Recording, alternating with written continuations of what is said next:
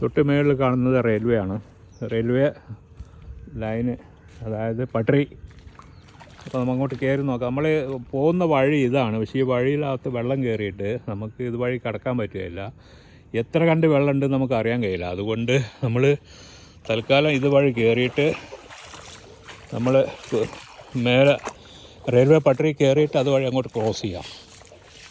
പോവാം, ഇതാ വഴി. നമുക്ക് റെയിൽവേൻ്റെ പട്ടറി ഇവിടെ കാണാം. ഇതാണ് റെയിൽവേ.